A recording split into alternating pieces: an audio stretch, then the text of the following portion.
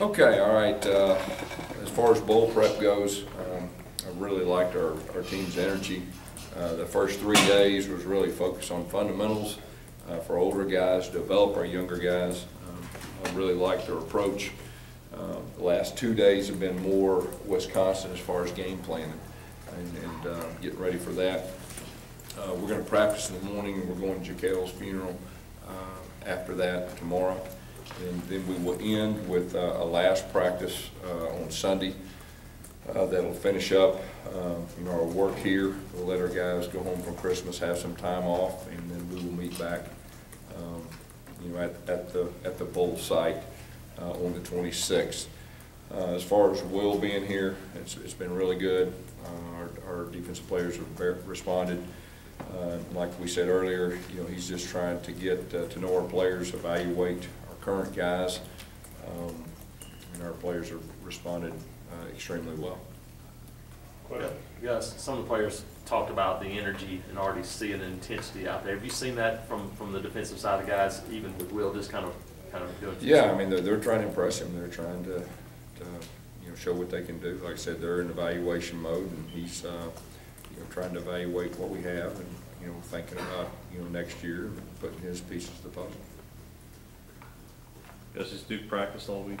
He is not. Is there a status for him yet for the bowl game? He has not practiced.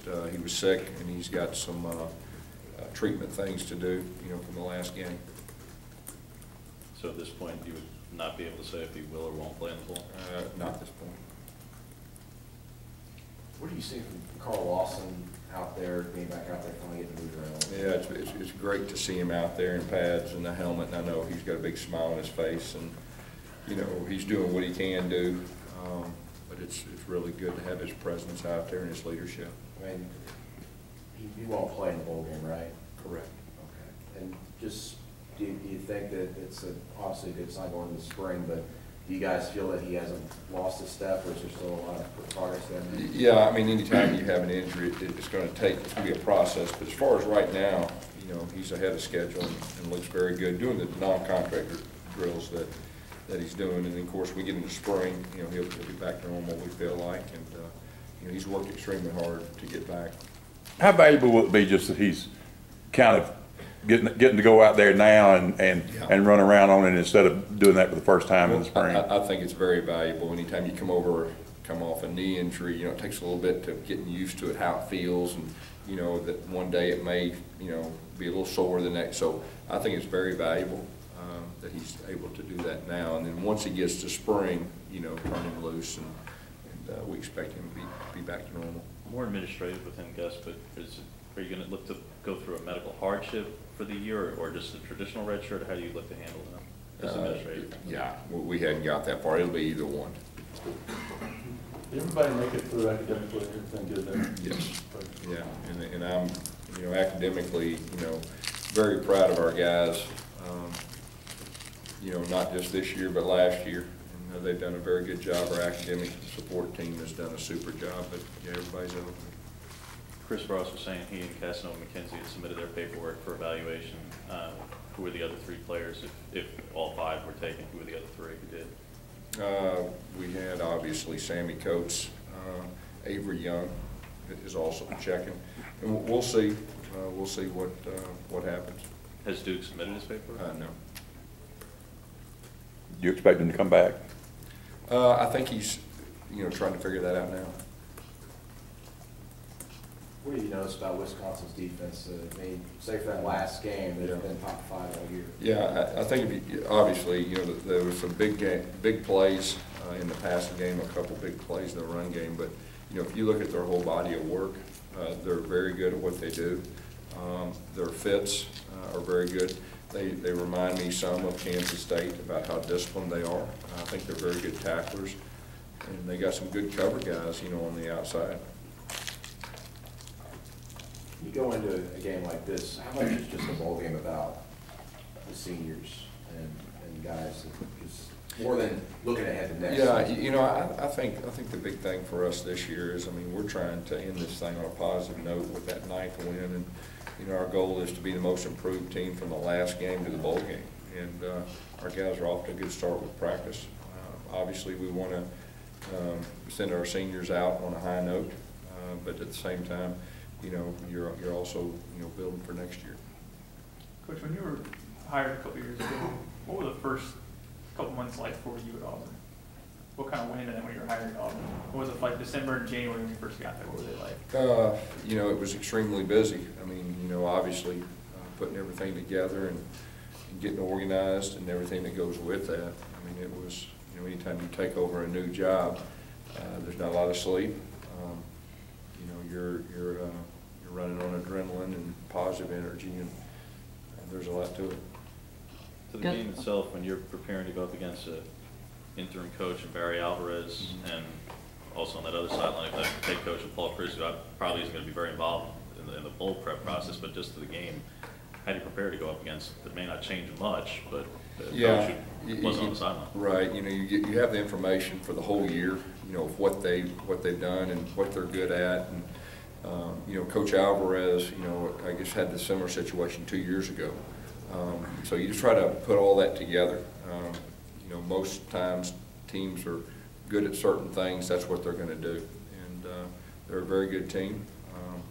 You know, we don't think they'll change too much, but you know, bowl games are always unique. You've always got to be prepared. It's almost like a first game of the year in a way, that you've got to be prepared to make adjustments, and so you know, that'll be a big part of the game, especially a feeling out time. You know, the first quarter or so. Will you take everybody that's in good standing on the trip? We will. Gus Rett said that Cameron Petway's moved to H-back this week. What have you seen from him in that new spot? Yeah, he's got some pop. He's got some athletic ability. He's really been a bright spot, you know, with the young guys. Yes, can you tell any difference in some of the guys that didn't really spend a lot of time with since August when we were redshirted? Yeah, the energy. You know, that's the big thing. You know, they're excited. They're not on a scout team. They can show what they can do. You know, it's just been a real positive energy level from those guys that have redshirted and has been on the scout team. So it's been good. When it comes to the defensive staff, do you and Will, are you guys talking about that right now going forward, or do you wait till after the bowl game? No, we've not talked about it. We're just trying to give these guys the best plan we can to win the bowl game, and you know, we'll talk about that at a later date. When you're talking to players that are considering going pro or returning, and they maybe fringe players, is it a situation where you sit them down and weigh the options, or I guess how do you approach the situation? Yeah, the facts is what they need, and each individual case is different. Sammy he graduated, and he was ready to. He kind of came out. He redshirted his freshman year. This is kind of his group, and it was his goal, and so he has all the facts, and he made that decision. I'm very proud of him, and I'm happy for him. He's done a great job for Auburn on and off the field.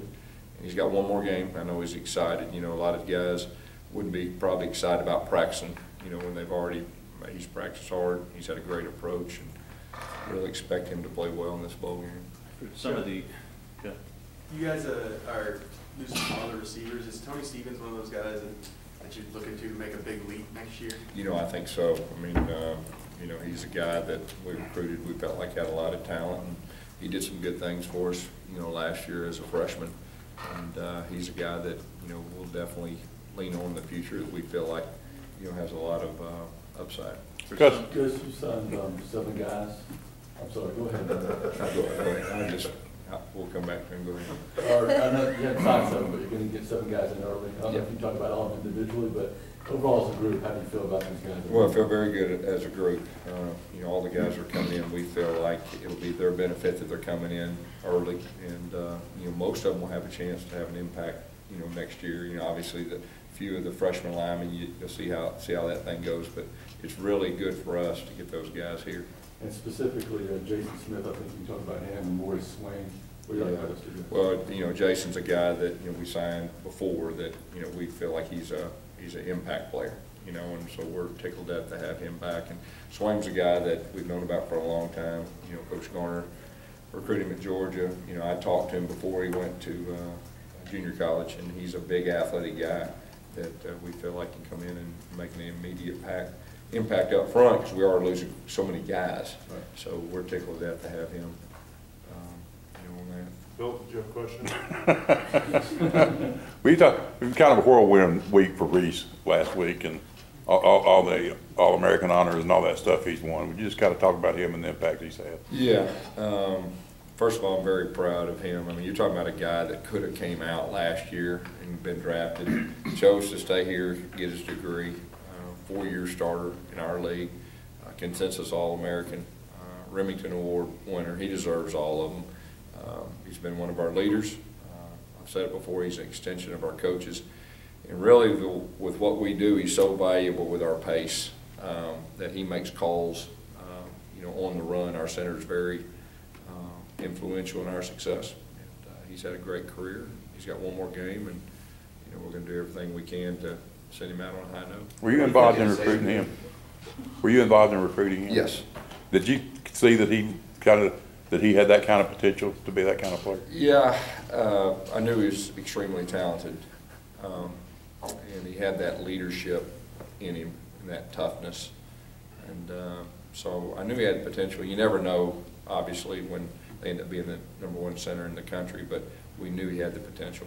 Coach, we got 2 more questions. One from the gentleman and one from the rookie. All right, we're going to end on the rook, okay? Good. What do you think of Xavier Dampier and his progress? And did you look at anybody else at center behind Reese in these early practices?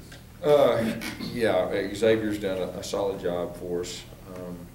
Avery Young's also a guy that's taken snaps throughout the year, and so but we feel like for this game we're in good shape.